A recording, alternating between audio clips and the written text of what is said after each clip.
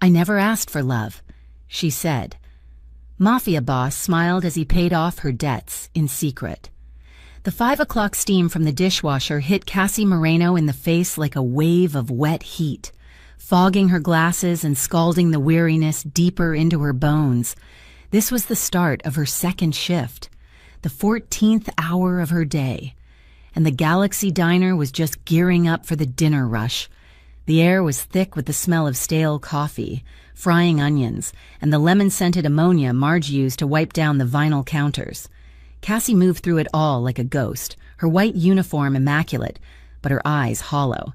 She was a creature of practiced, economical movements. No wasted steps between the kitchen pass and the booths, no excess energy spent on smiling. She refilled sugar caddies, balanced plates on her thin arms, and kept her gaze fixed just above the customers' heads. The exhaustion was a physical weight, a constant ache that started in her feet and settled in her lower back. But it was nothing compared to the cold, tight knot of panic that lived permanently in her chest.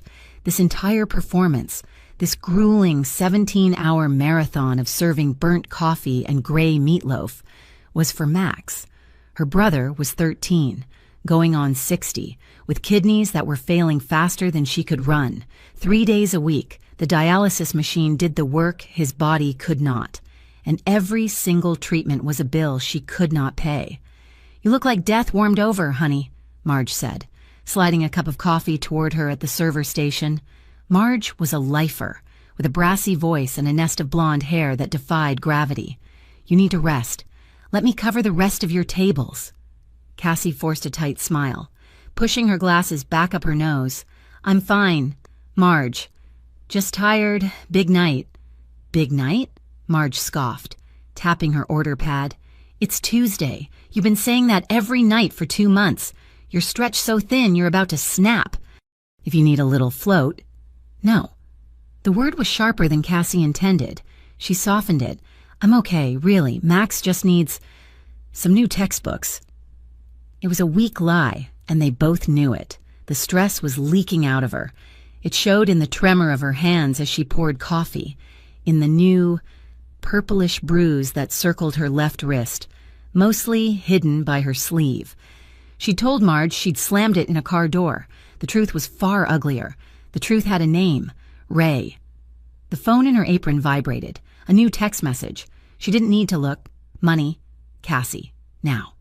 Her ex-boyfriend, a 2-bit enforcer with delusions of grandeur. Ray had inherited her father's gambling debts like they were a family heirloom. $25,000. An astronomical sum that might as well have been $1 million.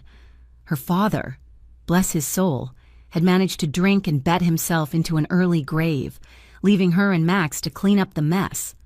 Ray, who had once bought her flowers, was now the man who collected.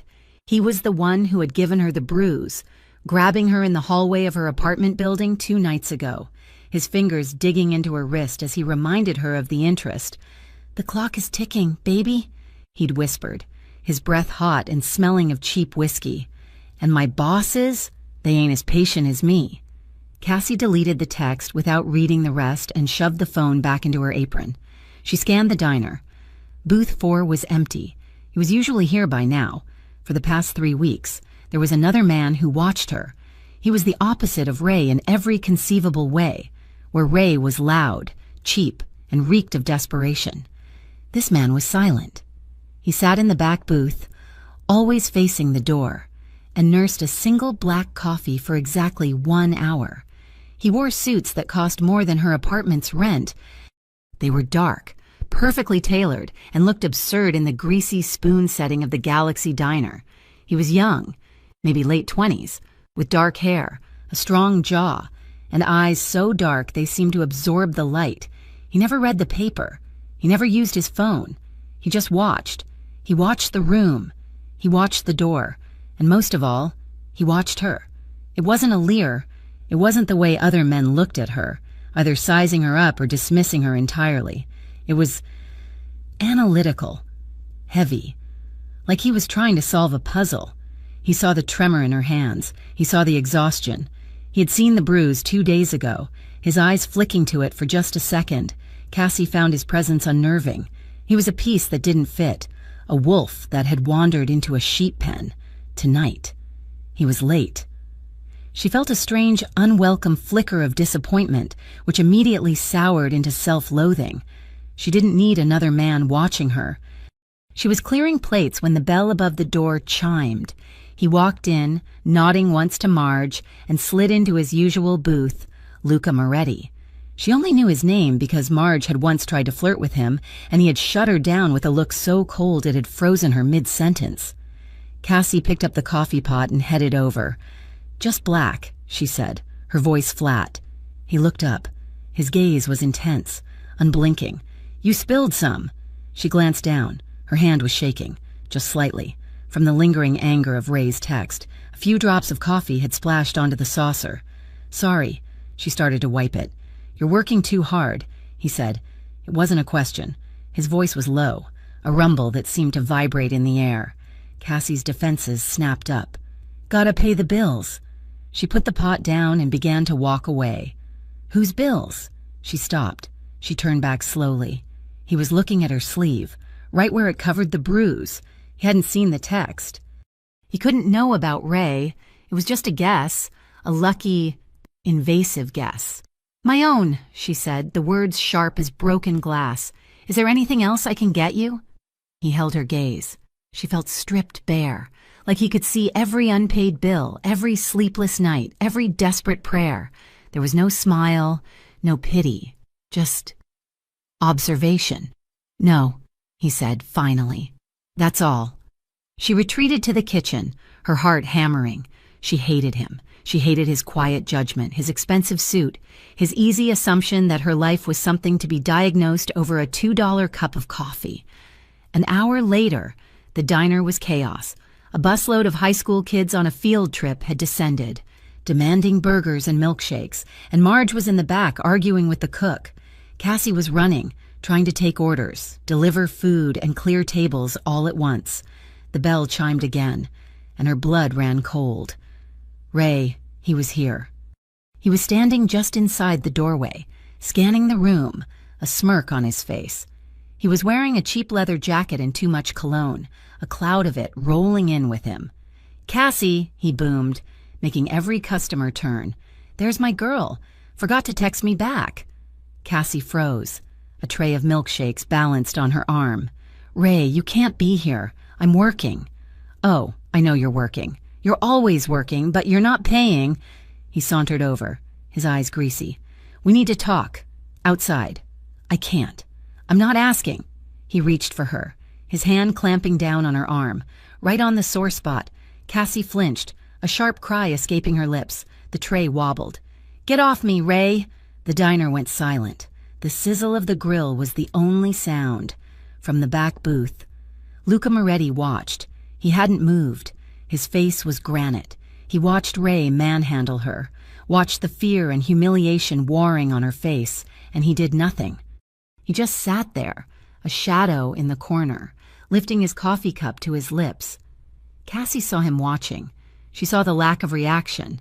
It was a special kind of humiliation, to be assaulted in a room full of people who just looked away. Marge burst out of the kitchen. "Hey, you! Get your hands off her! I'm calling the cops!" Ray laughed, a short, ugly sound. He shoved Cassie backward, hard.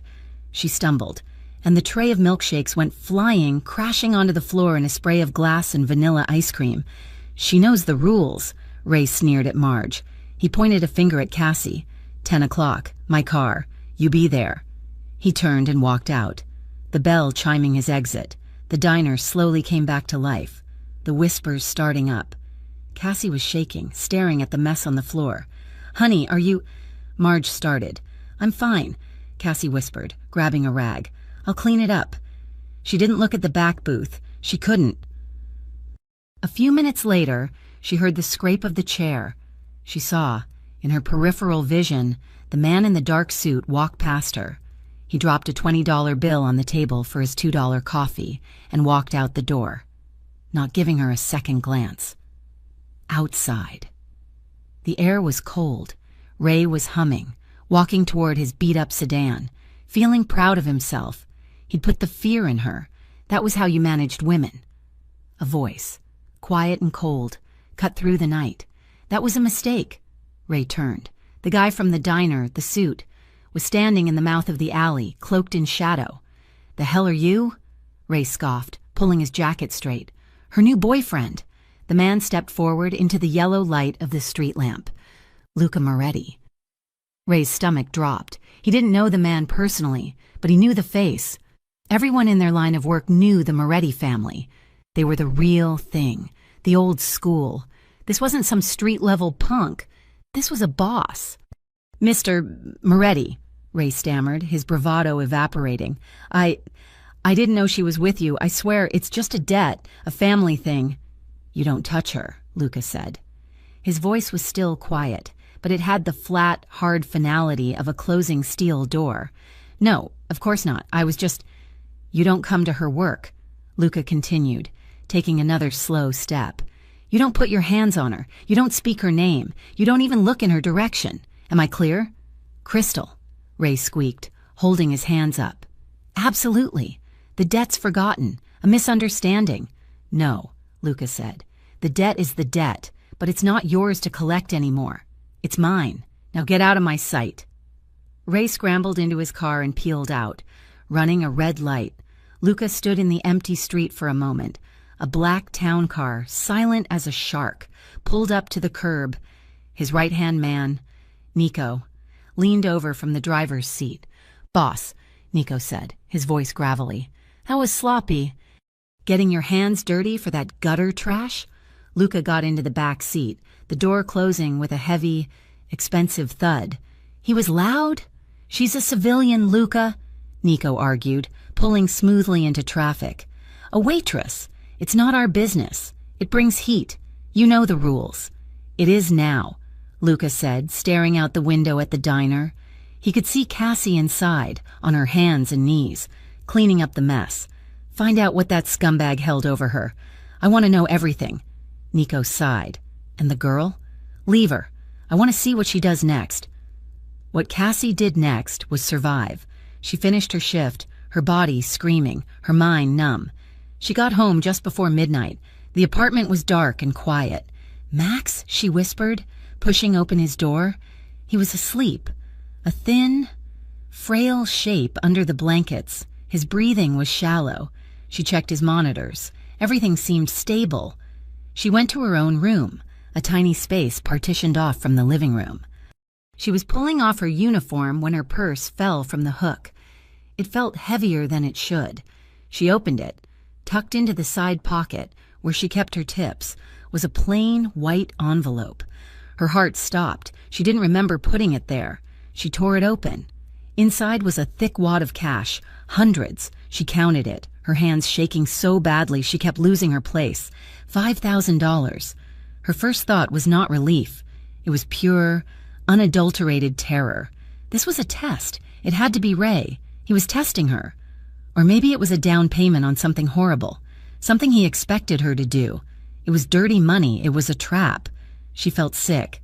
She grabbed the envelope, shoved her feet back into her sneakers, and ran. She ran the 6 blocks back to the diner, her breath catching in her throat. Marge was just locking up. "Cassie, what's wrong? You forget something." "This?" Cassie panted, shoving the envelope into Marge's hand. "This was in my purse. I think... Or in the locker room. I don't know. Someone left it. It's not mine." Marge opened it. Her eyes went wide. "Cassie, this is..." "Put it in the lost and found," as Cassie said, her voice frantic. "If someone wants it, they have to describe it. I didn't see it. I don't want it. Please, Marge, just put it away." Marge looked from the money to Cassie's terrified face. "All right, honey, all right. I'll put it in the safe. You go home. Get some sleep." Cassie nodded, turned, and walked home, empty-handed and more exhausted than ever, from a black town car parked in the shadows across the street. Luca watched her go. He had told Nico to handle it, but he had come himself. He had slipped the envelope into her bag while she was cleaning the spill, a simple test, a way to help without her pride getting in the way.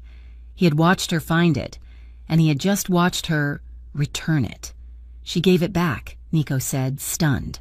Luca said nothing. His expression was unreadable. This woman, who was drowning in debt, who was being terrorized by thugs, who was working herself into the grave, had just returned $5,000. He was no longer intrigued. He was fascinated. He was still thinking about it when his phone buzzed. A text from Nico. Problem. The kid.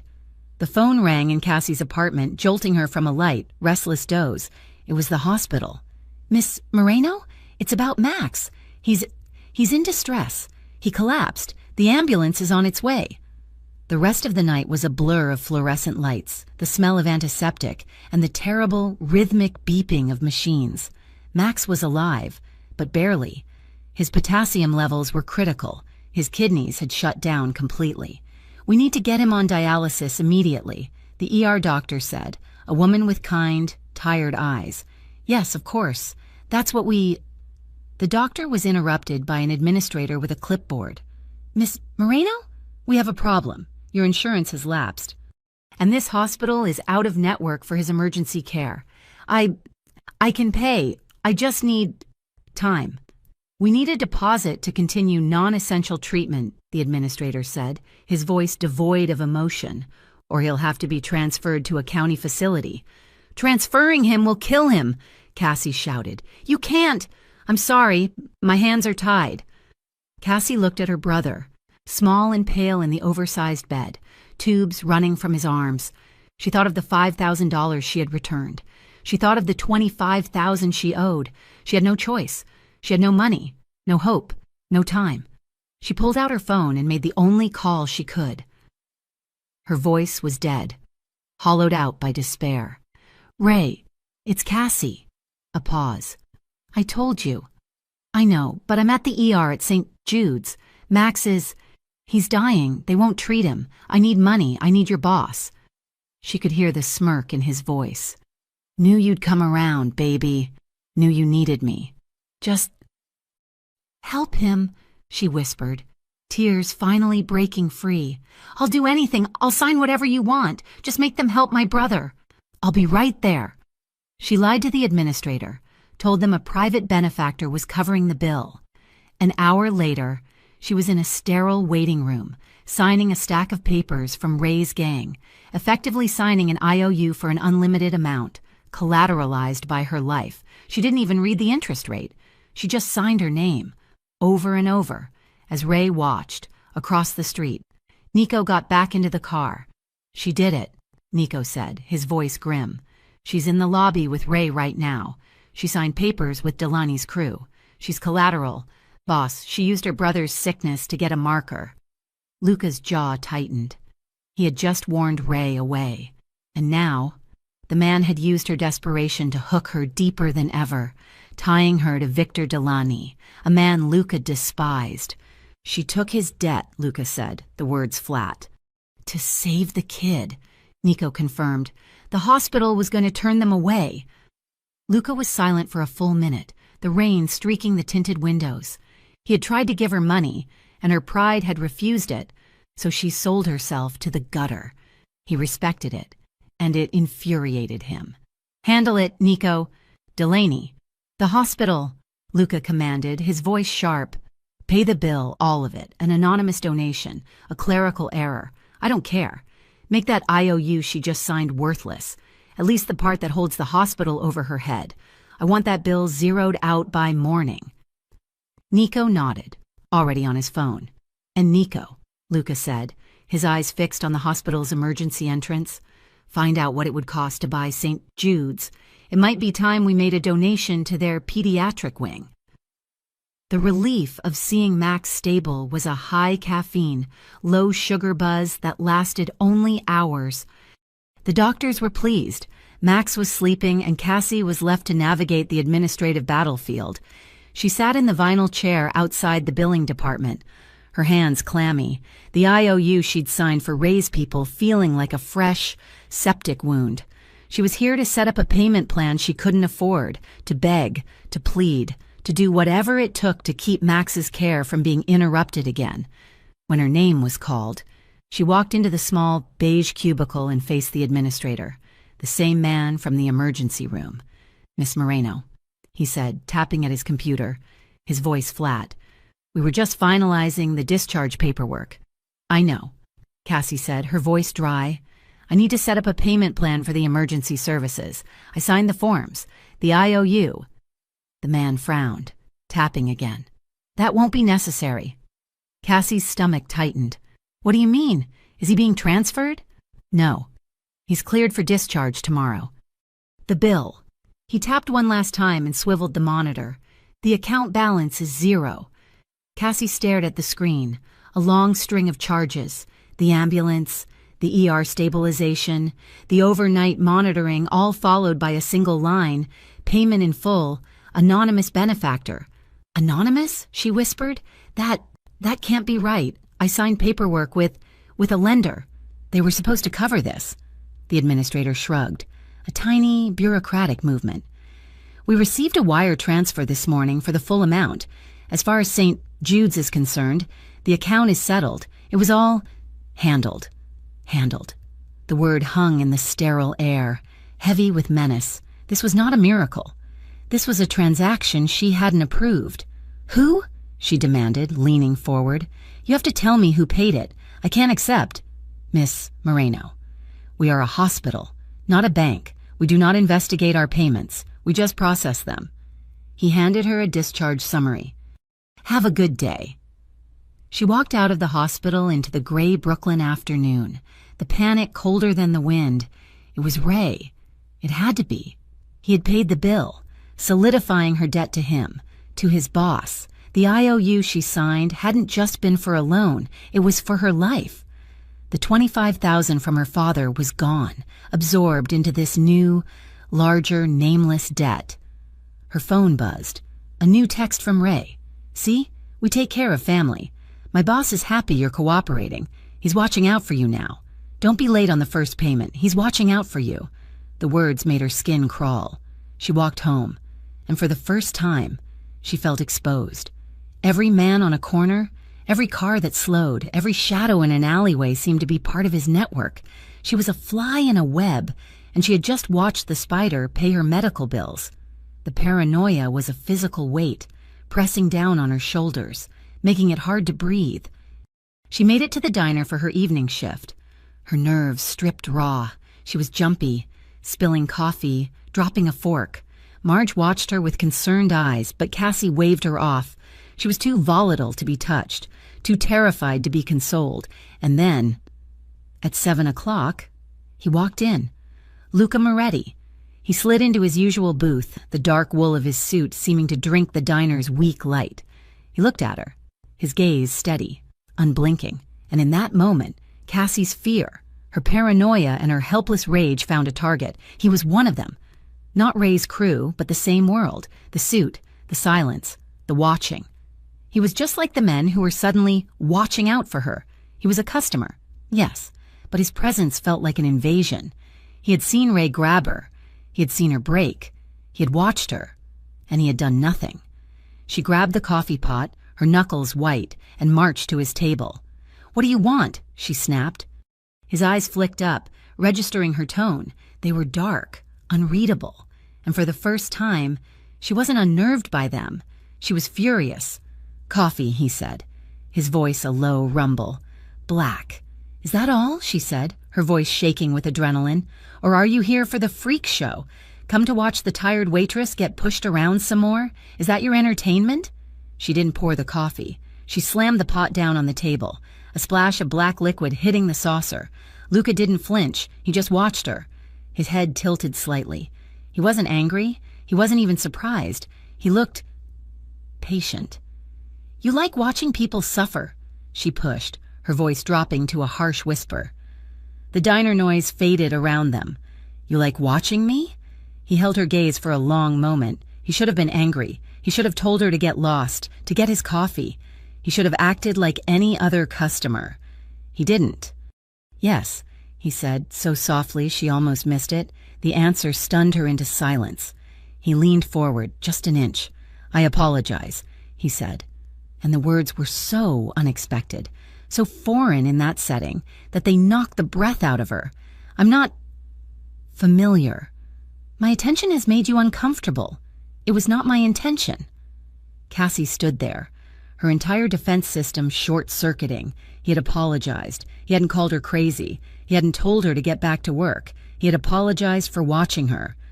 She fumbled for a response. I have to... She grabbed the pot and fled to the kitchen, her heart hammering for an entirely different reason. The rest of the shift was a blur. She voided booth 4. She focused on the grill, the pass, the clock. When 10 o'clock finally came, she bolted, grabbing her jacket and pushing out the front door, not even waiting to cash out her tips. The sky opened up. It wasn't a drizzle, it was a deluge. A cold, heavy, October rain that soaked her thin jacket in seconds. The bus stop was half a block away, its plexiglass awning rattling under the assault. She ran for it, but it was useless. The wind drove the rain sideways, plastering her hair to her face, chilling her to the bone.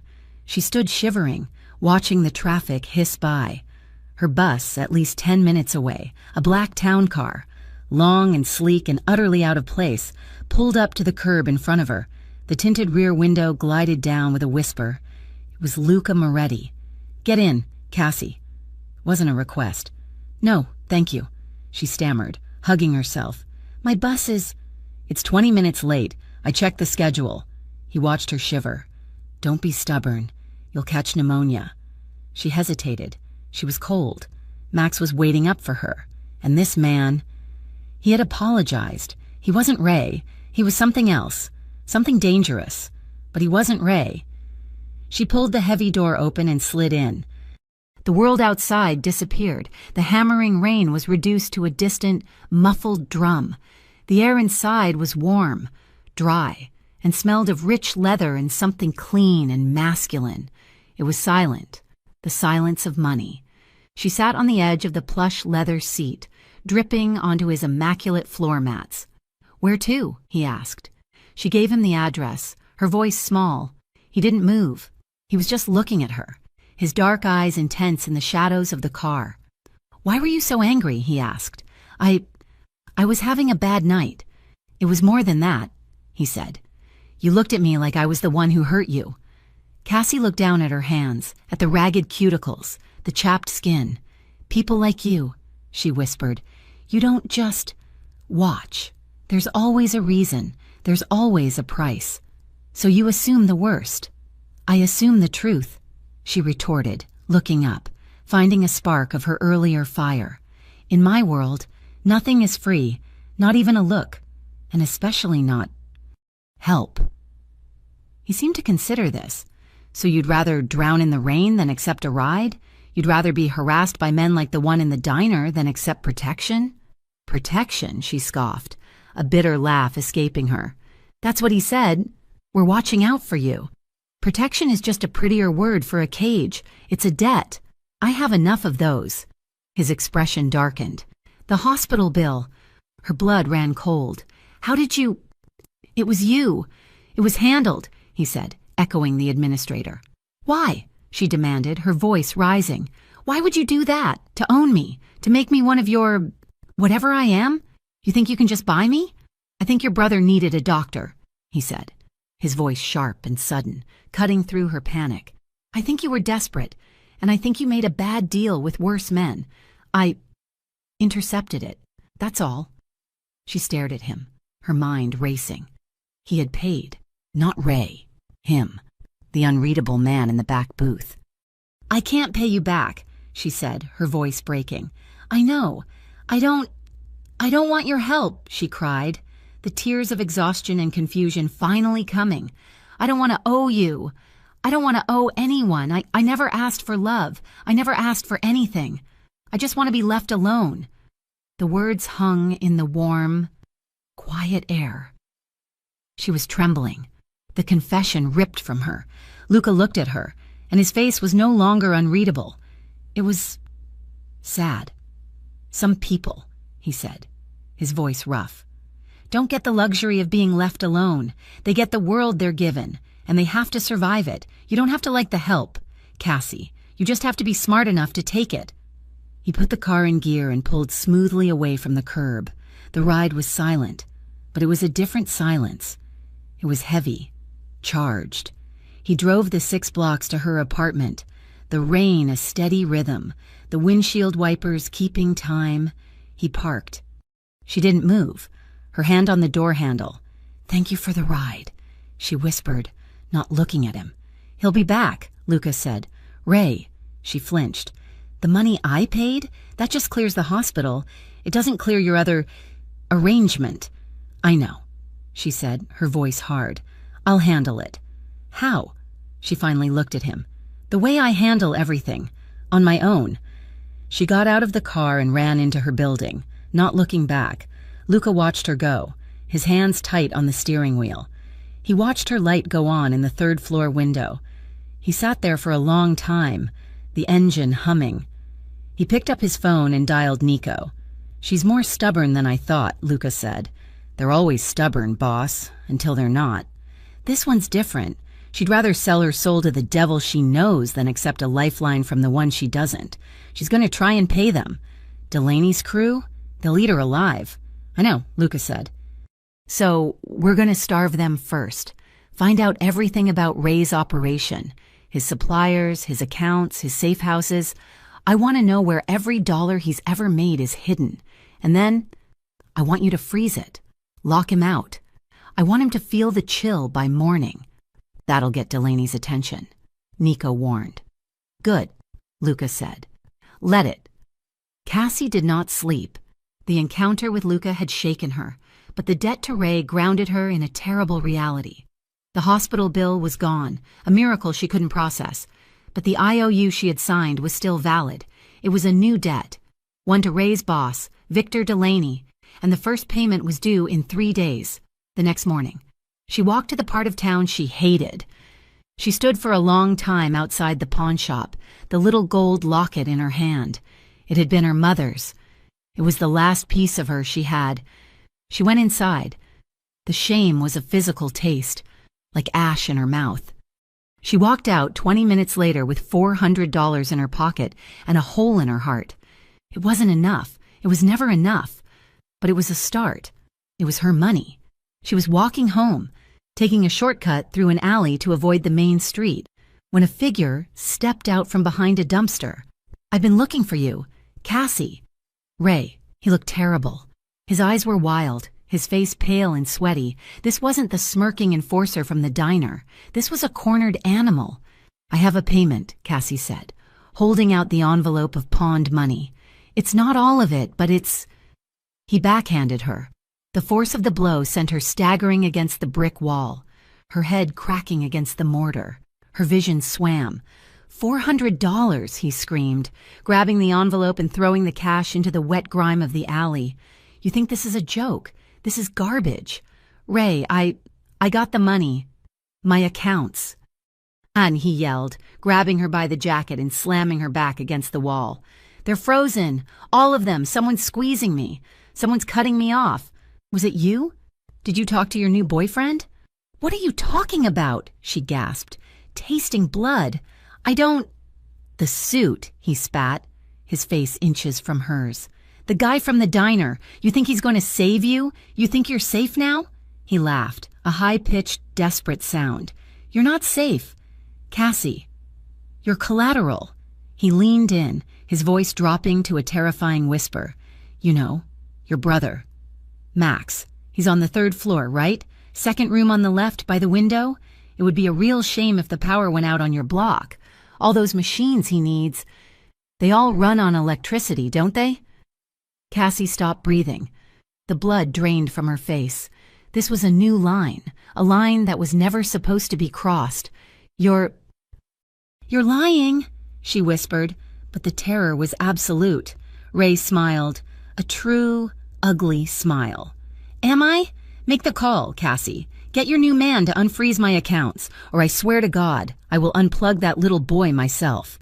He shoved her, hard, and she crumpled to the ground. He kicked the remaining money at her feet and stalked out of the alley. Cassie stayed there, on her hands and knees in the filth, shaking so hard she thought her bones would break. He had threatened Max. He had threatened her son. Across the street, parked in a loading zone, Nico turned to the back seat. "You saw that?" Luca's face was a mask of cold fury. He had been having Cassie followed for her protection. He had watched the entire exchange through the alley's mouth. He had heard every word. "Follow him," Luca said, his voice a low, dangerous monotone. They tailed Ray for 3 blocks to a grimy bar on the waterfront. Ray stumbled inside. "Boss, what's the plan?" Nico asked. "He mentioned the boy." "I know. You want the crew?" "No." Luca opened his door. "Wait here." He walked, not into the bar, but into the dark, narrow service alley that ran behind it. He found a spot, deep in the shadows, and he waited. An hour passed. The bar's back door opened, and Ray stumbled out, reeking of whiskey, fumbling for his keys. He never saw Luca move.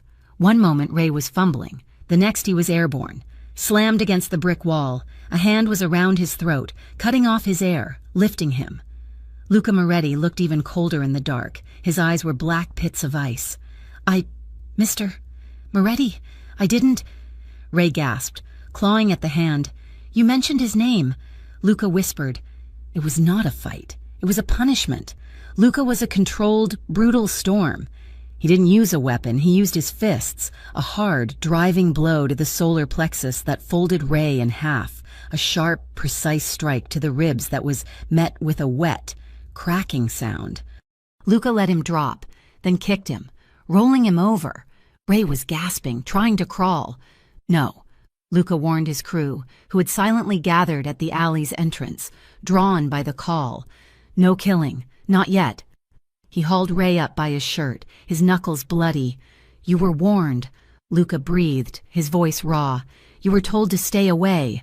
The accounts," Ray wheezed. "The accounts are the least of your problems." Luca dragged the whimpering, broken man to the large, overflowing dumpster at the end of the alley. With a grunt of pure disgust, he lifted him and threw him inside, onto the piles of rotting garbage. Ray landed with a wet thud. Luca leaned over the edge, wiping his bloody hands on a handkerchief. "Your accounts are gone. Your boss, Delaney, will be hearing from me. But you, if you ever breathe in her direction again, if you even think the name Max, I will not stop my men. I will do it myself, and I will not stop." He dropped the handkerchief onto Ray's chest. "Consider this a message." Luca turned and walked out of the alley, his suit perfectly straight, leaving Ray to the rats in the dark. The silence was the first thing she noticed. For 2 days after Ray's threat in the alley, Cassie lived on a knife's edge, her phone a ticking bomb in her apron. Every buzz was a jolt of panic. Every text from an unknown number a new wave of nausea, but the texts never came. Ray, who'd been a constant suffocating presence, vanished. His calls, his threats, the low-level collectors who sometimes loitered by her building, all of it just stopped. It wasn't relief. It was dread. This kind of quiet wasn't peace. It was the intake of breath before a scream. It meant his bosses, Delaney's crew, were involved. It meant her small-time problem had just been escalated to the professionals. But a week passed, and then another. The quiet held. On a bright, cold Friday morning, Max came home. He was still weak, the pallor under his skin a constant reminder of his fragility. But he was home. He was out of the hospital, and for the first time in months, there was no active, immediate threat banging on their door. That night. Cassie sat in the dark living room long after Max had fallen asleep. She listened to the steady, comforting sound of his breathing from the next room. She felt her shoulders, which had been tensed up to her ears for a year, drop a single blessed inch. She could breathe. It was a shallow breath, laced with skepticism, but it was hers. The relative peace made her sloppy. When Luca Moretti walked into the diner the next evening, she didn't feel the usual spike of alarm. She felt something else, something complicated. He didn't take his usual booth. He sat at the counter, in her section, forcing an interaction. It was a power move, but a quiet one. She approached him, a coffee pot in her hand. "You're in a new spot. A change of scenery," he said. His eyes were on her, not scanning the room. This, too, was new. "You look different." "I got some sleep," she said, pouring his coffee. "My brother's home." "That's good news." He said it simply, as if it were a fact. She found herself lingering, wiping down the clean counter in front of him. The calls stopped, from Ray, from anyone. He sipped his coffee. He won't be back. The finality in his voice was terrifying. What did you do? She whispered, glancing at Marge, who was busy at the register. I made it clear his business was finished. He looked up at her. You have enough to worry about. She should have walked away. She should have been afraid. But the man who had threatened her brother was gone, and the man who had made him go was sitting in front of her. The gratitude was a confusing, bitter thing, mixed with her fear of him. Why? She asked, her voice low. The hospital. Ray. Why? Why does anyone do anything? He countered. No, that's not an answer, she said, but surprising herself with her own boldness. People in my life, they only do things for a reason. Usually, it's money, or to own you. He set his cup down, his gaze unwavering. And you? Why are you drowning in debt that isn't yours? The question was so direct, so personal. It disarmed her. He had seen her at her lowest, had paid her bills, had scared off her demons. He had earned something. My father, she said, the words tasting like old ash. He was a gambler, not a good one. He loved the horses, the cards, the action. He loved it more than us. She stared at the stainless steel counter, seeing her father's face, always smiling, always hiding a lie. He was a good dad when he was winning, but he never won for long. When my mom got sick, he took the money we were saving for her treatment. He told us he was going to double it. He was going to save her. She stopped, her throat tight. Luca was silent, listening. He wasn't pitying her. He was just present. He lost it all, she continued, her voice flat. Every cent. My mom died 6 months later, in a county hospital. My dad, he died a year after that, but he was already gone. He left us with his debts, $25,000, and Ray was the man who came to collect. She finished, and the silence stretched. She'd never told anyone the full story. Not Marge, not Max. Your father was a weak man, Luca said. She flinched, expecting to feel anger, but she just felt tired. He was, and you are not. His eyes held hers. There was no pity, no sympathy. It was a statement of fact, and in that moment, she felt a connection to this dangerous, quiet man that was deeper than any she had ever felt. He saw the steel in her, not just the damage. The shift ended. She cashed out, her mind replaying the conversation. She walked out the front door, expecting the cold air to clear her head. His town car was at the curb. He was leaning against it, his suit a dark shadow in the streetlights. It's not raining, she said, stopping a few feet away. It's late, he replied, opening the passenger door. She got in. The silence in the car was different this time. It wasn't the heavy, charged silence of their last ride. It was comfortable. She was aware of him, of the size of him, the scent of his cologne, the warmth radiating from him in the enclosed space. He drove her home. The streets of Brooklyn sliding by in a quiet blur. He pulled up to her curb, put the car in park, but neither of them moved. Cassie, he said, his voice rough. Thank you, she said, her hand on the door handle. She was about to bolt, to run back to her safe, worn-out world, but she didn't. She looked at him. She looked at the man who had seen her father's weakness and had not pitied her, but respected her. She made a choice. Max is asleep, she said, her voice barely a whisper. But would you like to come in? For a minute, I can make coffee. Real coffee, not diner sludge. His eyes searched hers in the dark, looking for the trap, for the motive. He found none. He just found her. He nodded and shut off the engine. Her apartment was tiny, but it was clean. A worn-out sofa, a small bookshelf overflowing with Max's school books, a threadbare rug. It was a home built on resilience, and it felt impossibly fragile. Luca seemed to fill the small space. He stood in her living room, his expensive suit looking alien, his shoulders a foot wider than her doorway. He looked out of place. But he was gentle. He moved carefully, his hands clasped behind his back, as if afraid to break something. This is it, she said, with a nervous, self-deprecating laugh. "It's a home," he said, his gaze landing on a framed photo of a smiling woman on the bookshelf. Her mother. "That was my mom," Cassie whispered. He nodded, then turned to her. She was in the kitchen, a tiny alcove off the main room, her hands fussing with the coffee maker. He was standing just a few feet away. The air was thick. The apartment was too small for this much tension. "You don't have to," he said. "What?" she asked, her back to him. "Make the coffee." She stopped, her hands frozen over the filter. She turned around. He hadn't moved, but he seemed closer. The space between them was electric, a live wire. She could see the faint stubble on his jaw, the fine lines at the corners of his eyes. He wasn't just a suit or a boss. He was a man. "I don't know what to do," she confessed, her voice shaking. You paid my bills. You scared away the monster, and now you're in my kitchen. I don't know the rules here." "There are no rules," he said, taking one step. He was in the kitchen with her now, the space barely big enough for one. "There are always rules," she insisted, her back hitting the counter. "There's always a price." "What's yours?" "I don't know," he said, and she believed him. He seemed as lost as she was. He lifted his hand, slowly, giving her time to pull away. He brushed a stray strand of hair from her cheek, his fingers rough against her skin. It was a simple touch, but it sent a shockwave through her. She hadn't been touched with kindness in years.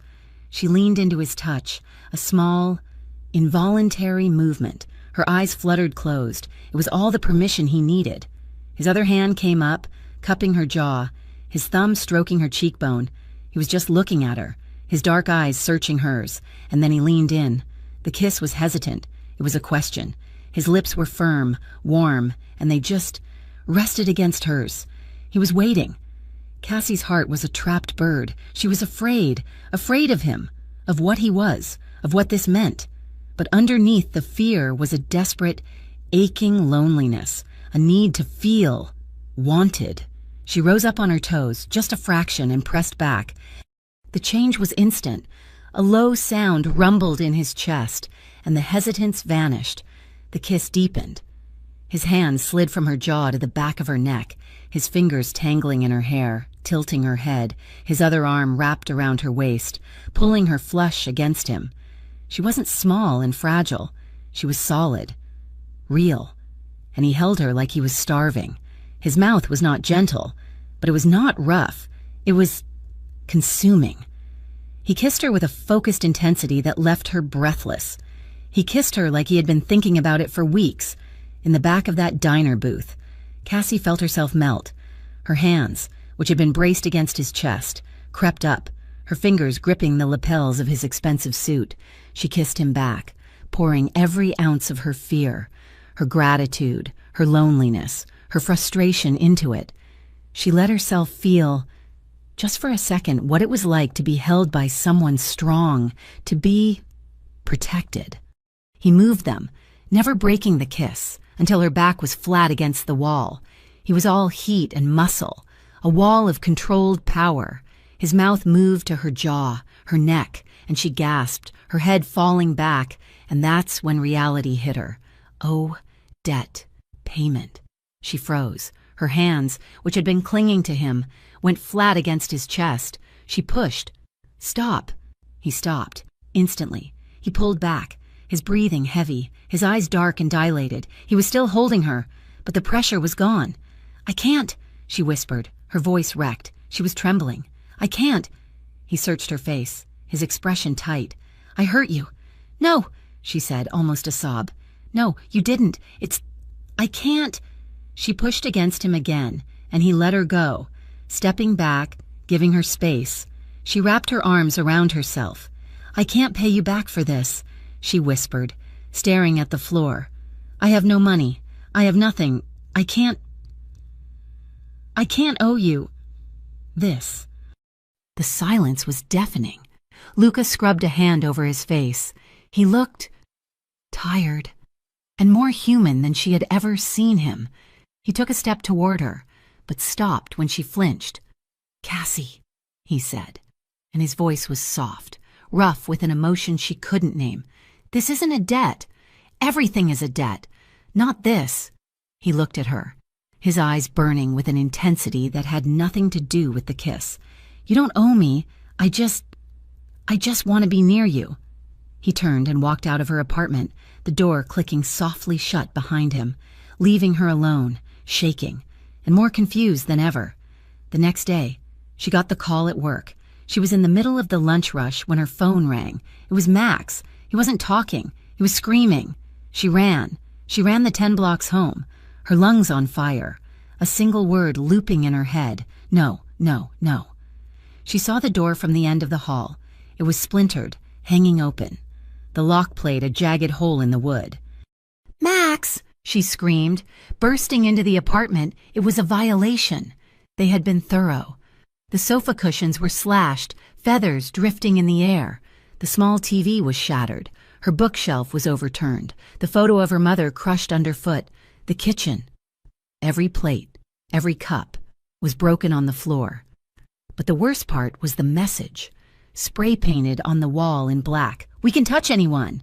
"Max," she cried, panic tearing her throat. "In here." His voice was tiny.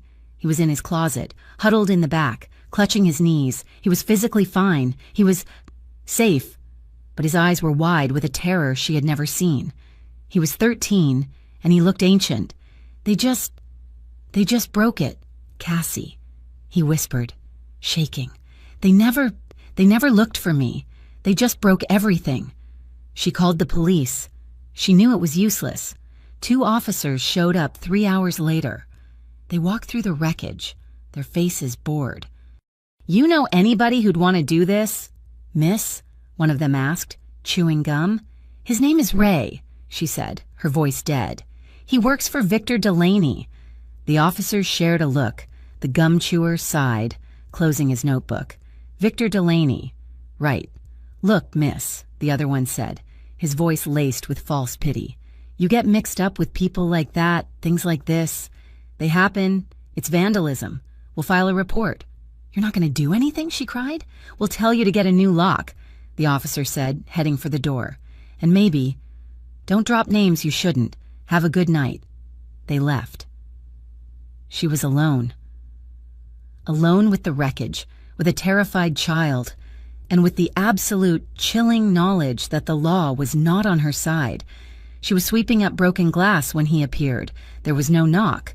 The door was broken. Luca Moretti simply materialized in the doorway, his large frame blocking the hall light. He took in the scene.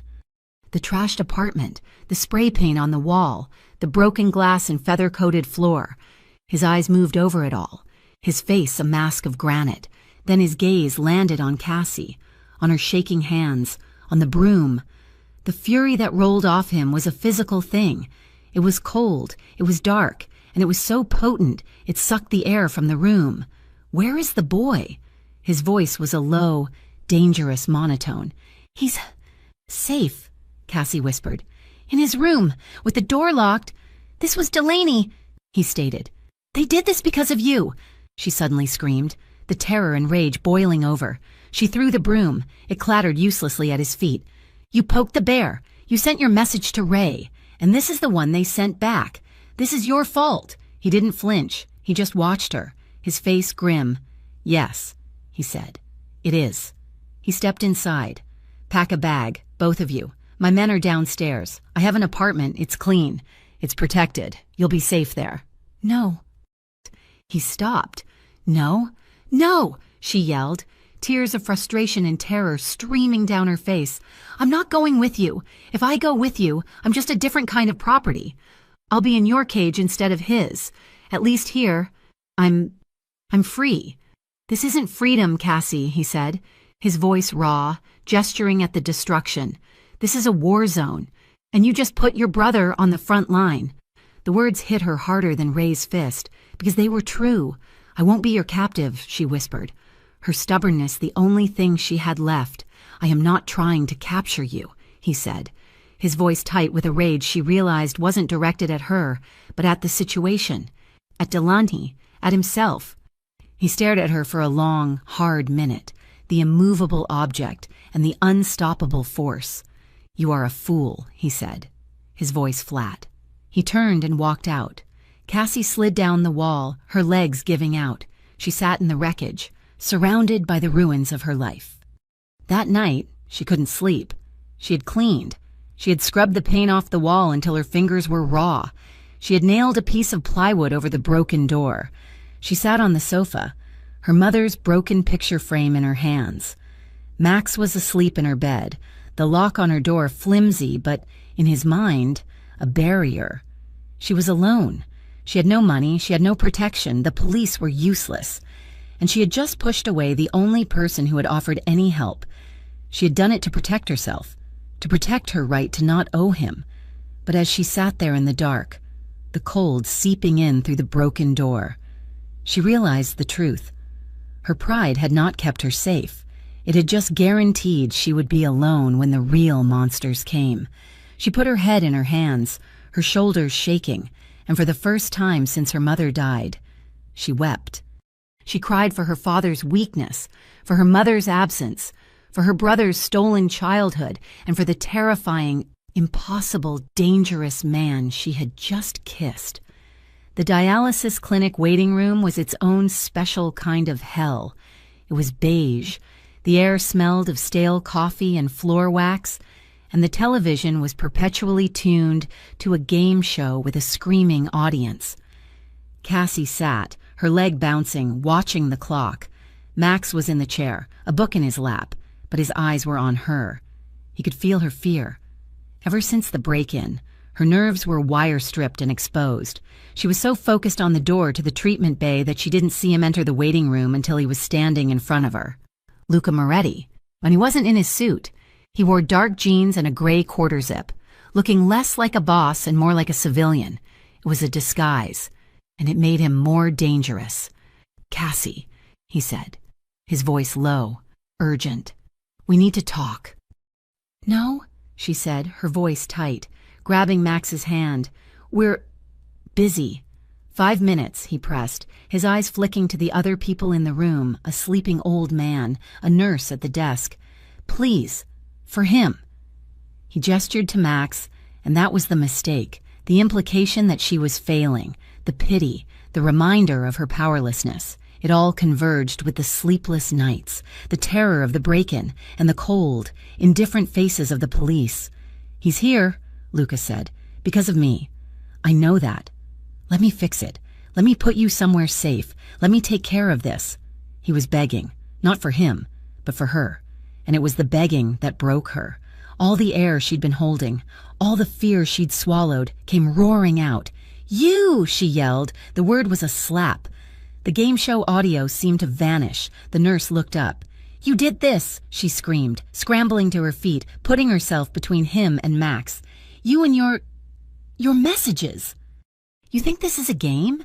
You think you can just break a man in an alley and there's no comeback? Look at us!" She was crying now, hot, angry tears. "This is my life. This is my brother. This isn't your property to protect. You brought this to our door. You painted a target on us. Cassie, that's not—" "Leave us alone," she shrieked, and the sound was raw, ripped from her throat. "We don't want your help. We don't want your money. We don't want you. Just go." She was heaving, her chest aching. The entire room was staring. Max was pale, his eyes wide. Luca stood there, his face a mask of stone, but his eyes were shattered. He had come here to save her, and she had just crucified him in public. He looked at Max, then back at her. He gave a single, pained nod, and then he was gone. He got into the back of his town car, the door shutting with a heavy, final thud. Nico was in the driver's seat, not looking at him. "You heard that, I assume," Luca said, his voice flat. "The whole zip code heard it, boss," Nico said, his voice rough. "She's not wrong. You poked Delaney. Now he's poking back. He broke into her apartment. He threatened a child. And you put one of his enforcers in the hospital. Ray is Delaney's nephew. By the way, his sister's kid, the one he was supposed to be training. It's not just business anymore. Luca, it's family. And Delaney knows you're the one who froze his accounts." Nico turned, his face grim. He's making noise. He's complaining to the old men. He says you're stepping on his territory, interfering with his collections. He says you're obsessed with a civilian girl. It's making you look sloppy. It's making us look weak." Luca's jaw tightened. This was the part of the life he hated. The politics, the posturing, the rules that protected scum like Delaney. "He called her a collection," Luca said, his voice a low growl. "She's not property. She's not a debt." To him, she is. Luca stared out the window at the hospital. He had tried to play this quiet. He had tried to protect her from a distance, but Delaney had escalated. Now, so would he. He pulled out his phone and made a call, not to one of his captains, but to a number that rarely saw the light of day. He spoke in rapid, low Italian. "Donato, it's Luca." He listened for a moment. "Yes, I know it has been. I'm calling in the marker, the one from Philadelphia, your son." He listened again, his face hard. "I don't want a war. I want sanitation. Victor Delaney has an enforcer, a nephew named Ray. He's a liability. He's threatening children, drawing police attention. He's sloppy, and his uncle is protecting him." Luca paused, letting the implications sink in. "I want clearance. I want you to tell the other families to look the other way. I'm cutting out Delaney's side operations, the loan sharking, the drugs he's running through that neighborhood, all of it. I'm taking his legs out from under him, but I want your word that this stays with him. It does not escalate." A long pause. Luca closed his eyes. "See, I understand. The favor is cleared. Thank you." He hung up. "What did we just get?" Nico asked. "A green light," Luca said, his voice cold, "to dismantle every piece of Ray's world, and a warning. Delaney himself is protected by the old guard, for now. So we take his toys, we take his money, we take his nephew. We leave him with nothing but his title." The next day, Cassie walked into the Galaxy Diner for her shift, her head down, her heart heavy with the shame of her outburst. Marge met her at the door, her eyes red. "Marge, what's wrong?" "Oh, Cassie," Marge said, pulling her into a hug. "I'm so sorry, honey. I tried. I really did." What are you—" "The owner," Marge whispered, pulling back. "He fired you."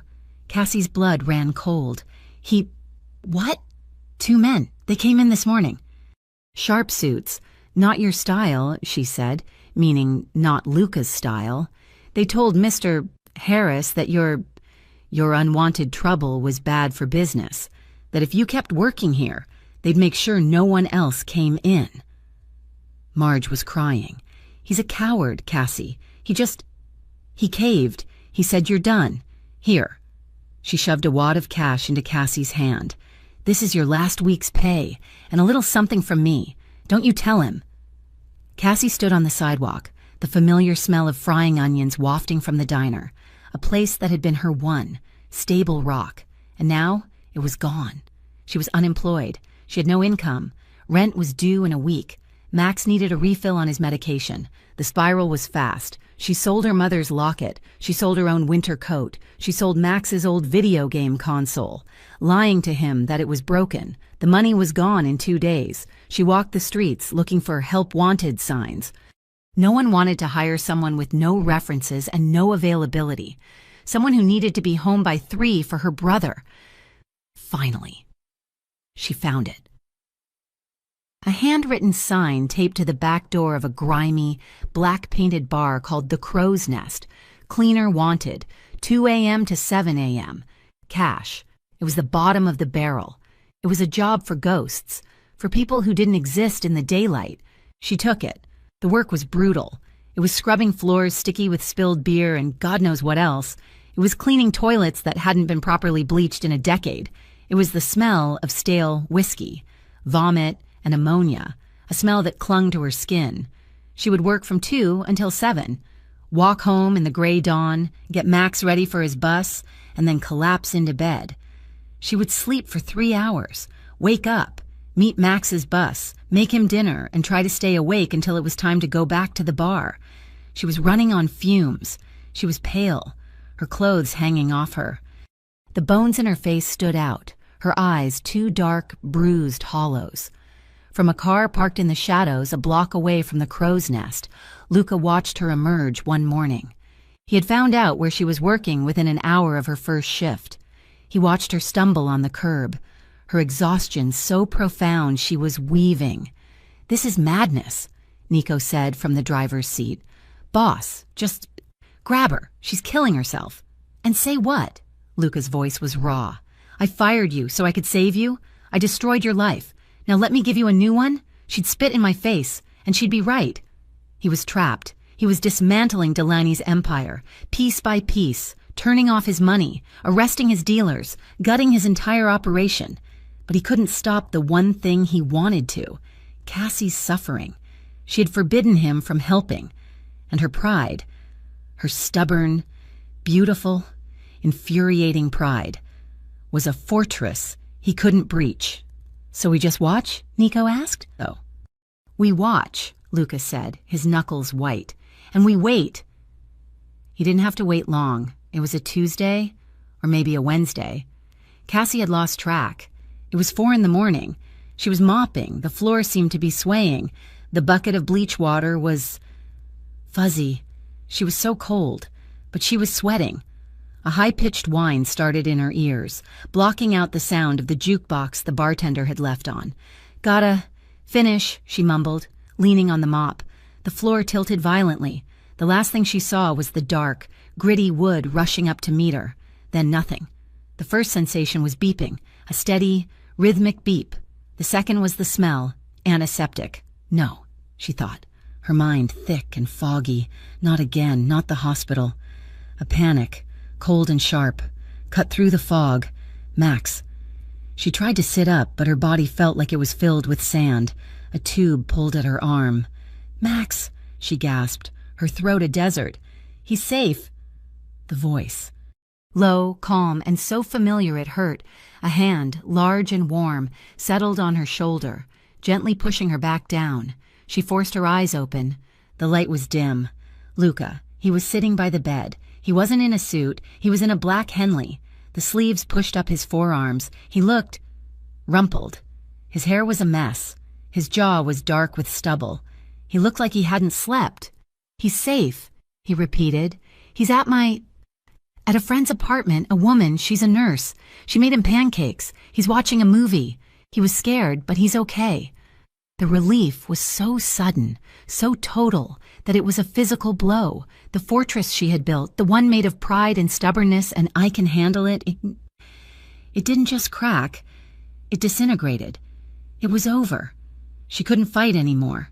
A sob, dry and rattling, tore out of her chest. And then the tears came.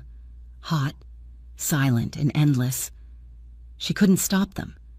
Luca just sat there, his hand on her shoulder, a solid, warm anchor in the storm. He didn't shush her. He didn't offer platitudes. He just let her break. When the first wave passed, she was left empty, her voice a raw whisper. How did you—" "The bartender called 911, he said. "I have a flag for your name at the city hospitals." He saw her flinch. "I had to, Cassie, I had to know you were— I had to." He looked at her, and the mask was gone. There was no boss. There was just a man who looked wrecked. The doctor said. He paused, his voice rough. "Exhaustion, malnutrition, severe dehydration. You were running on nothing." I lost my job," she whispered, as if he didn't know. The tears started again. "I had to, Max, I had to." "I know," he said. He moved, his chair scraping. He sat on the edge of the hospital bed, his weight making the mattress dip. He was so close. He reached out, his hand hesitating. He didn't touch her face. He touched the IV in her arm. His fingers, calloused and rough, were impossibly gentle as they traced the plastic tube. "This is my fault," he whispered. "No," she cried. It's mine. I was so stupid, so stubborn." "You were strong," he said, his voice fierce. "You were stronger than anyone I've ever known." He looked at her, his eyes dark and burning.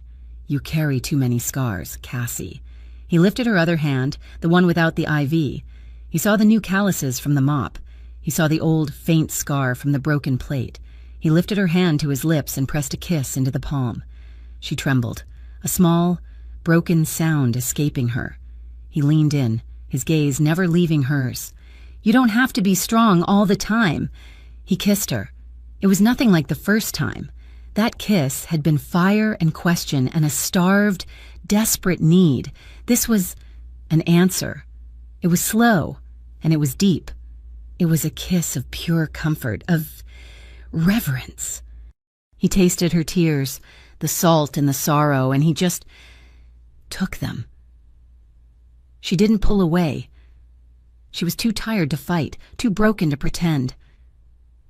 She gripped the front of his shirt, her knuckles white, holding on to him. He kissed her eyelids, her temple, the hollow of her cheek. He kissed the faint, yellowing bruise on her jaw from Ray's fist, and a low, angry sound rumbled in his chest. "I'm so tired," she whispered, her forehead resting against his. "I know," he said. He shifted, careful of her IV, and slid onto the bed, pulling her against his side, his arms wrapping around her. She was so light, he could feel every rib, every sharp angle. "Sleep," he murmured, his lips against her hair. "You'll be gone," she mumbled, her eyes already closing. "No," he said, his arms tightening. "I'm right here." She burrowed against his chest, her breathing finally evening out. She felt the steady, strong beat of his heart under her ear. It was the first time she had felt safe in... She couldn't remember how long. She fell asleep in his arms, the steady beep of the monitor, the only sound in the room. He held her for a long time, just breathing her in. He looked at her face, pale and exhausted even in sleep, and he felt a rage so pure and cold it terrified him, a rage for Delaney, for her father, for the world that had done this to her. He held her tighter, a silent promise. He whispered it into her hair, a vow. "You don't have to fight alone anymore." She woke up in the hospital to the smell of antiseptic, and she woke up in her new life to the smell of fresh paint. When the doctor discharged her, Luca was waiting. He was not in a Henley. He was in a perfectly tailored dark suit, his face composed, the mask back in place. But the hand he offered her was the same one she had clung to in the dark. She took it. He drove her. Not to her old apartment, but to a tall, pre-war building overlooking the park. It had a doorman in a maroon coat. It had polished brass elevators. It had silence. "I can't," she said, standing in the lobby, her small hospital discharge bag in her hand. "You can," he said, and led her inside. The apartment was on the 12th floor. It was bright, clean, and empty. 2 bedrooms, a modern kitchen, and a living room with floor-to-ceiling windows. It's too much," she whispered. "It's safe," he countered. "The doorman is one of my men. The elevator requires a key. No one comes in." He walked her through the plan. It was not an offer. It was a strategy. "First," he said, "Max, he's staying with the nurse, Anna, for 1 more day. Tomorrow, he comes here. My company's medical plan will be adding him. Full coverage. His specialist at St. Jude's, his medications. It's done. You will never see a bill. Luca, Second," he continued, ignoring her protest, "it's yours. For as long as you need it. The rent is handled." "As a debt," she said, her voice small. "As a necessity," he corrected, his voice sharp. "And third, you can't work at that bar. You can't work at the diner. So I'm a prisoner." The old fear, the old pride, was kicking. "You're an employee," he said. "I own a law firm. Downtown, property law. Utterly legitimate. It's my public face. They need a legal assistant. Filing, scheduling, organizing, 9 to 4. You're smart. You're meticulous. You can do it with your eyes closed. It pays a salary. A good one." He finally stopped, standing in the center of the empty room, and looked at her. "No illegal work. No underworld. Just a job, a safe place, and a doctor for your brother. That's the offer." She looked at him, at this impossible man who had thrown her world into chaos and was now offering to rebuild it, piece by piece. She saw the truth of her situation. She had no job, No money and a sick child. Her stubbornness wasn't strength anymore. It was a luxury she couldn't afford. "It's temporary," she said, her voice shaking. "I'll take the job. I'll accept the apartment, but it's temporary. I'm going to pay you back. All of it." A ghost of a smile touched his lips. It was small, quiet, and gone in an instant, but it was there. It was the smile of a man who knew how to wait, a man who was playing the long game. "Of course," Luca Moretti said. "Temporary." 2 months passed. For Luca, they were 2 months of tightening the screws. His world was dark and getting darker. "He's planning," Nico said, standing in the dim light of Luca's office, a heavy, oak-paneled room that smelled of old leather and power. "Let him plan," Luca said, staring at the financial reports. Delaney's operations were bleeding. "No, boss, you're not hearing me. He's not planning to fight for his territory. He's planning a hit." Luca looked up, his eyes cold. "He wouldn't dare." "He's desperate," Nico argued. "And he's smart. He knows he can't get to you. You're too protected." "So he's gonna hit her." The pen in Luca's hand snapped. Ink pooled on the desk. "He's going to use Cassie as bait," Nico said, his voice grim. "He knows she's your weakness. He's going to make a move on her, or the kid. He's going to draw you out, make you angry, make you sloppy, and when you come for him, he'll be waiting." "Double the security," Luca said, his voice a low, lethal monotone. "I want eyes on her. I want eyes on the boy. I want eyes on the eyes. She's not to be left alone for 1 second. If Delaney so much as breathes in her zip code, I want to know." But for Cassie, those 2 months were a revelation. They were the first 2 months of her adult life that she had not lived in a state of grinding. Constant terror. The new apartment became a home. Max flourished, with his medical care consistent, with food in the refrigerator, with quiet. His health stabilized. Color returned to his face. He started a new school, and he was doing well. And Cassie thrived. She was good at the job. She was more than good. She was exceptional. The lawyers, who had at first been wary of the boss's new project, came to respect her. She was fast, intuitive, and organized. She started wearing her hair down. She bought a new coat, a dark blue wool that made her look professional. She even smiled, real, unguarded smiles that reached her eyes. She saw Luca. Not often. He was careful, giving her space to breathe, to settle. He would appear at her door once a week, under the guise of checking the security, holding a bag of groceries or a pizza for Max. They would talk, quietly, about her day, about Max's school. They never talked about the hospital. They never talked about the kiss. They never talked about the fear. They were two people living on opposite sides of a thick glass wall, a wall of unspoken things. The tension was a constant, low hum beneath the surface of their polite, careful friendship. Then came the invitation.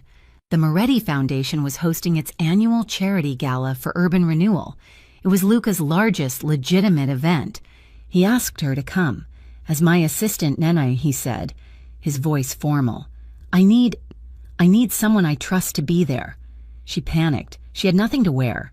Nowhere to be in a room full of millionaires. The night of the event, a box arrived. Inside, on a bed of tissue paper, was a dress. It was not a flashy dress. It was simple, black and modest, long sleeves, a high neckline, and a cut so perfect it looked like it had been made for her. It was a dress of respect. When she walked into the ballroom, the sound of the string quartet seemed to falter. She wore the dress. Her hair was pulled back in a simple knot, and she looked powerful. Luca was across the room, talking to a man who looked like a senator. He was in a tuxedo, the picture of wealth and control. He was laughing at something, a polite, empty laugh. And then he saw her. The laugh died, the conversation, the room, the noise, it all vanished. He just stared. It was the same look from the diner, the heavy, intense, analytical gaze. But this time, it wasn't solving a puzzle. It was admiration. He excused himself, his eyes never leaving her, and crossed the room. He didn't say she looked beautiful. He didn't have to. He just offered her his hand. Cassie. The music changed, slowing to a waltz. "Dance with me," he said. It wasn't a question. He led her to the floor. His hand found the small of her back, his thumb resting on the fabric of the dress. Her hand, trembling slightly, went to his shoulder, and they danced. It was wordless. It was intimate. They were surrounded by hundreds of people, and they were completely alone. He held her firmly, guiding her, his body a solid, warm wall. She, who had spent her life fighting, just let go. She let him lead. The tension that had simmered between them for months was no longer a wall. It was a current, pulling them closer. She could feel the hard muscle of his chest, smell the clean, sharp scent of his cologne. "You're shaking," he murmured, his lips near her ear. "This is a lot," she whispered, her eyes fixed on the knot of his bow tie. "I don't belong here." He pulled back, just enough to look at her. His dark eyes were burning. "You belong exactly where I am." The song ended. They didn't move. The world rushed back in, the sound of chatter and clinking glasses, but they just stood there, caught in a moment that was more real than anything else in the room. The bubble burst. The gala was winding down. Luca was walking her to the car, his hand possessively on her back. It was the highest she had ever felt, the safest. They drove home in a comfortable silence, the unspoken intimacy of the dance filling the car. Luca walked her up, through the quiet, secure lobby. The doorman, his man, nodded. At her apartment door, she turned, fumbling for her key. "Cassie," he said. She looked up. He was watching her with an intensity that made her heart pound. "Thank you, Luca, for the dress, for tonight. He started, his hand coming up to her cheek. His phone rang, a short, violent buzz. He ignored it. He was looking at her mouth. It rang again. He swore, pulling it out. He looked at the caller ID. Nico. At this hour, on this night. His entire demeanor shifted. The warmth vanished. The boss was back. "What?" he answered, his voice pure ice. He listened. Cassie watched his face. It didn't change, but it emptied. All color, all life, all warmth drained from it, leaving a mask of cold, white fury. "Where?" he said. He listened again. "He's dark. Both men," Luca said, his voice a dead monotone. He was looking at her, but he was seeing something else. "The apartment?" He grabbed her, shoving her key into the lock, pushing the door open. "Max?" The apartment was silent, too silent. "Anna," Luca called, moving toward the back bedrooms. They found her, the nurse. She was in the kitchen, slumped over the table, a needle mark on her arm. Drugged, not dead, but gone. Cassie ran to Max's room. It was empty. The bed was made. The window was open, the cold night air billowing the curtains. On the pillow, where her brother's head should have been, was a single, folded piece of paper. A son for a nephew. The old shipyard. Come alone, or the boy pays the family debt. The paper fell from her fingers. She made a sound, a small, strangled noise of pure animal terror. Luca read the note. For a second, he was perfectly still. And then, he exploded. It was not a human sound. It was a roar, a raw, primal scream of rage that ripped from his chest. He grabbed the nightstand by Max's bed and threw it, the entire piece of furniture shattering against the wall. "Nico!" he bellowed into the phone. "He's gone! Delaney has the boy. I want every man. Do you hear me? Every man we have. I want them on the street in 5 minutes. I want Delaney's safe houses, his businesses, his whorehouses. I want them all burned to the ground. Find him now." Nico was yelling something on the other end, something about the trap, about coming alone. "I don't care," Luca roared, his eyes wild, his tuxedo jacket ripped from his body. "He wants me? He gets me. But you find that boy, you find him unharmed. Unharmed Nico, or I will burn this entire city to the ground." He threw the phone. It shattered against the wall, scattering in a dozen pieces. He was pacing, vibrating with a fury so potent it was terrifying. He was not the man who danced. He was not the man who paid bills. He was a killer. Cassie stood in the doorway, white, shaking, her black dress a mockery. What are you?" she whispered. He stopped, his chest heaving. He looked at her, and the mask was gone. There was no suit, no charity, no legal firm. There was only the truth. "I'm the man who just got your brother kidnapped," he growled. "No," she said, her voice rising, finding a strange, cold strength. "The charity, the company, that's the lie. The rage, the orders. This is the truth. Who are you? Luca?" He owed her. He owed her this. He dragged a hand through his hair, the mask of rage cracking, revealing the raw agony beneath. "My name is Luca Moretti. My grandfather, he ran this city. My father, and he ran the docks. This life. It wasn't supposed to be mine. I went to school. I was going to be a lawyer, a legitimate one." "What happened?" she asked, her voice a steel blade. "My older brother," he said, his voice flat and dead. "He was the heir. He was weak, like your father. He got into gambling. He got into drugs. And Victor Delany was his poison, his supplier. 5 years ago, my brother overdosed. Delany gave him the fatal dose. And the families, they called it an accident. They did nothing." He looked at her, his eyes black holes of old pain. "So I did. I came home.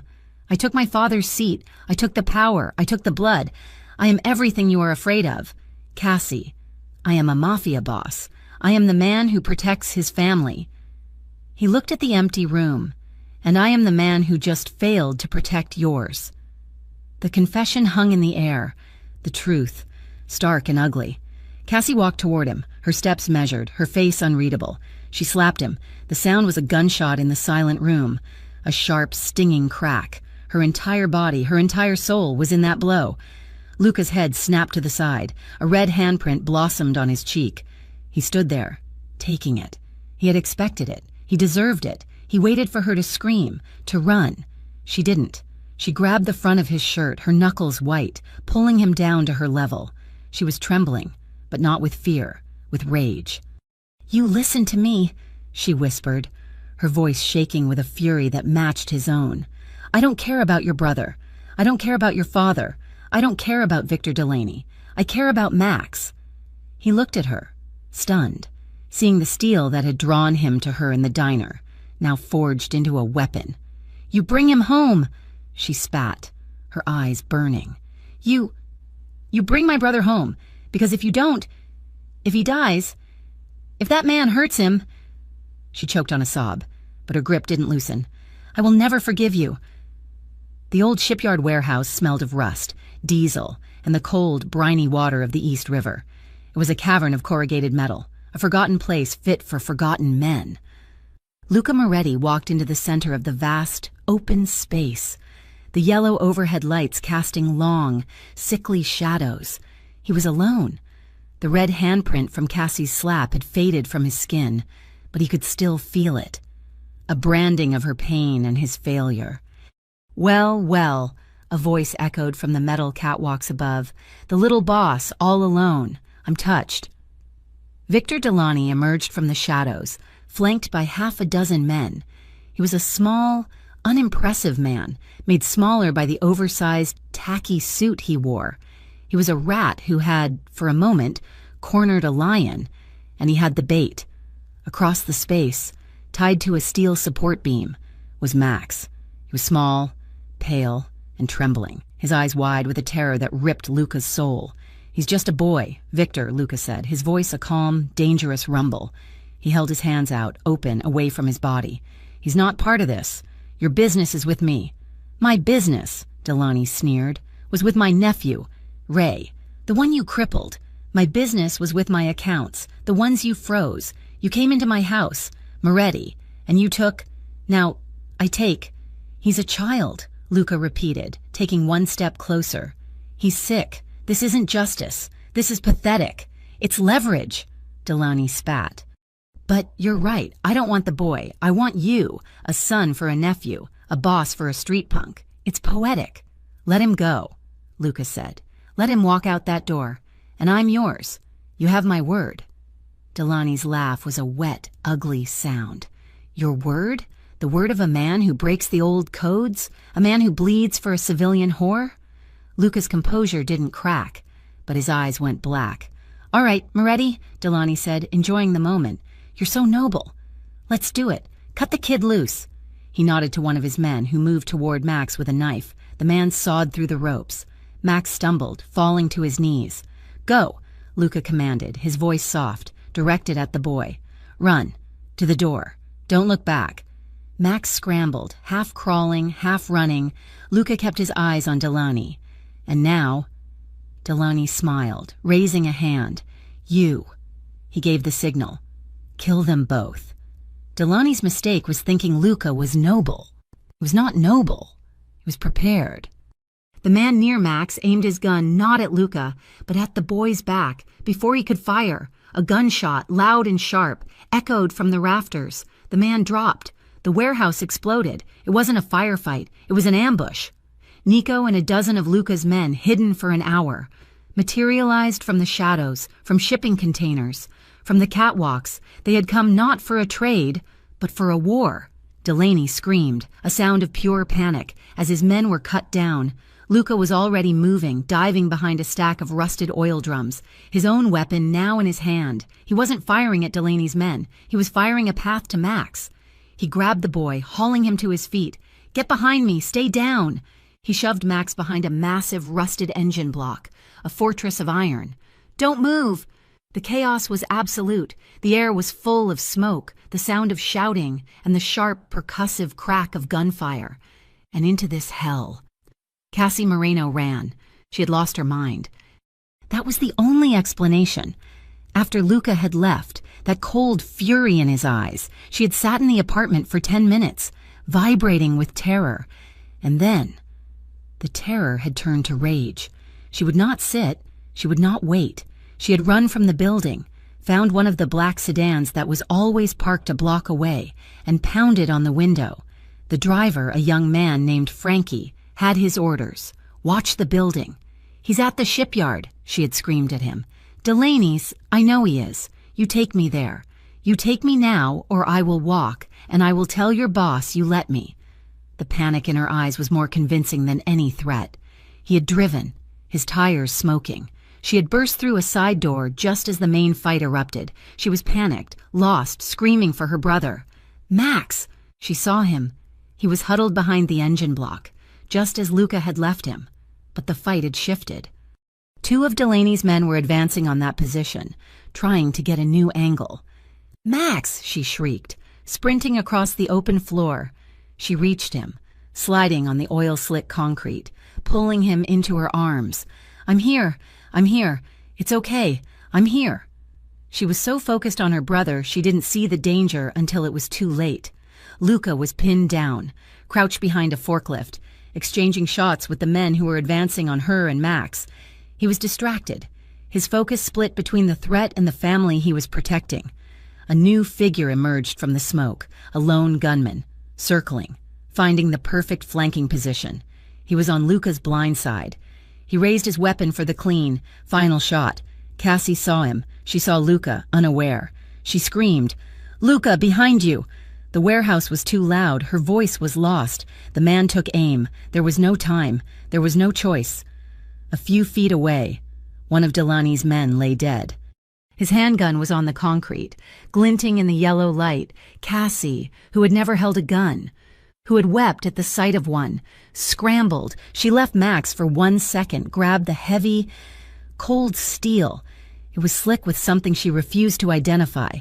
She stood up, her arms shaking so violently she could barely aim. She held it with 2 hands, her eyes screwed shut, and pulled the trigger. The sound was a deafening explosion in her ears. The recoil was a physical blow, slamming her back against the engine block. The bullet went nowhere near the gunman. It hit a metal barrel 20 feet to his left, the ping of the ricochet sharp and clear, but it was enough.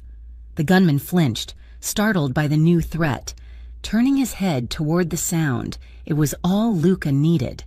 He turned, saw the man, saw Cassie on the ground, the gun smoking in her hand. He processed the entire, impossible scene in a heartbeat. He fired 2 precise shots. The gunman collapsed. The firefight was over almost as quickly as it began. Luca's men were disciplined, and Delaney's were cheap. Delaney himself was running, scrambling toward a back exit, a coward to the last. Luca emerged from the smoke, His tuxedo was ruined, his white shirt stained with dirt. He walked, not ran, a predator who knew the trap was shut. He cut Delaney off at the door. "No, Luca, please." The small man whimpered, fumbling for his own unused weapon. It was just business, a mistake." Luca slapped the gun from his hand, the sound echoing. He grabbed Delaney by the front of his suit, lifting him off his feet, and slammed him against the metal wall. "My brother," Luca growled, his voice a low vibration of agony. "He was weak, and you fed him poison. I didn't—" "And the boy," Luca continued, his voice dropping.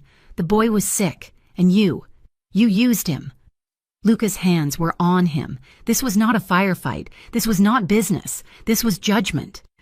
It was close, brutal, and personal. Cassie, covering Max's eyes, heard a series of short, terrible, final sounds. When it was over, Luca stepped back, his chest heaving. He was splattered with blood.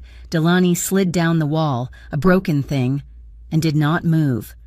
Cassie watched him.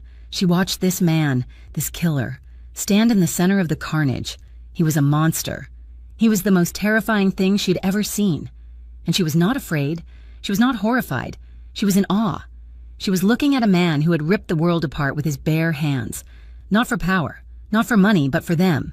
It was a fury born not of hate, but of a love so deep and primal it was its own force of nature.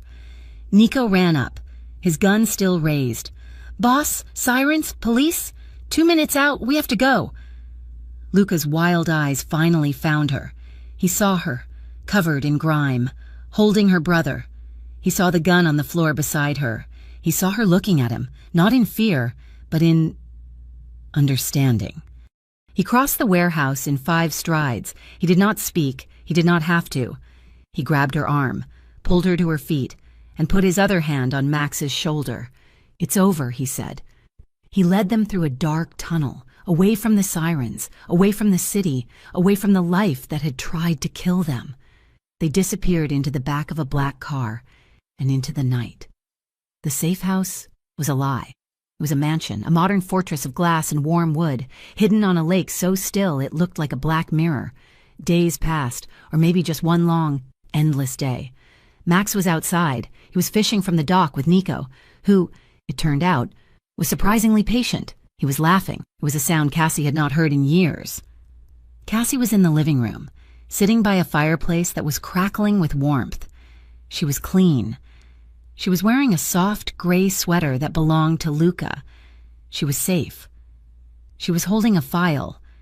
Luca had walked in, placed it on the table, and walked away. He had been giving her space. He was dressed in jeans and a Henley, the blood and fury washed away, leaving only a quiet, tired man. She opened the file. It was her life, her entire, indebted, miserable life. Itemized, the $25,000 debt from her father, the one that started it all. Paid in full, stamped in red, the illegal IOU she had signed with Delaney's crew, nullified. Attached was a signed confession from a very broken Ray, liquidating his entire operation, the hospital bills, all of them, for every dialysis treatment, every emergency, a long list of zeros, and at the back, a bank statement, a new account, in her name, with a balance that made her head swim, and a trust. For the education of Max Moreno, every chain, every link, he had broken them all. She looked up. He was standing by the massive window, watching his man teach her brother how to tie a knot. She stood. The papers scattered to the floor. She walked to him, her bare feet silent on the wood floor. She was angry, and she was so moved. She felt like her heart would burst. "You went behind my back," she whispered. Her voice was thick. He turned, his face etched with exhaustion. He looked at her, ready for the slap, for the anger. He knew he deserved it. Again. She finished. He held her gaze, his own full of a pain she now understood. "You said you didn't want love," he replied, his voice rough. "I didn't ask for thanks." "No," she said. "I didn't." She stepped closer, until she was inside his space, her small frame dwarfed by his. "I didn't ask for it. I didn't think I deserved it. I thought love was just another word for debt." He watched her, his heart, which he had thought was a dead thing, pounding in his chest. She took his hand, the one that had held a gun, the one that had killed Delaney, the one that had signed the checks. It was calloused, strong, and it was hers. She lifted it. She pressed his palm flat against her own chest, against her heart, forcing him to feel the steady, strong, living beat. "But I do now," she whispered. He looked down at his hand, pressed against her, and he felt her heart, he felt her life, and the last of his control, the iron guard he had held for an entire lifetime. Finally, completely, disintegrated. He pulled her to him, he kissed her. It was not the hesitant question in the kitchen. It was not the desperate comfort in the hospital. It was a kiss of absolute surrender, of a promise made and kept. It was without fear, without debt. It was two broken pieces, finally fitting together from the doorway. Max watched. He saw his sister, his warrior, his protector, finally being protected. He saw her, not tense and fighting, but soft and held. He saw the man who had walked through fire for them. And for the first time in his life, Max smiled and knew everything was going to be okay. He turned and left them alone. Luca held Cassie, his eyes closed, his forehead pressed to hers. He was no longer a boss. He was no longer a son. He was just a man, holding his entire world, and for the first time in his life, he let his guard down. He was, finally, home. Thank you so much for listening to this story. We would love to know where you are in the world, so please leave a comment and tell us where you're listening from. If you loved this story, be sure to subscribe to Mafia Romance Stories for more. We'd be thrilled to hear your thoughts on Cassie and Luca's journey, so please share your comments in English. We read all of them. Thank you again, and we'll see you in the next story.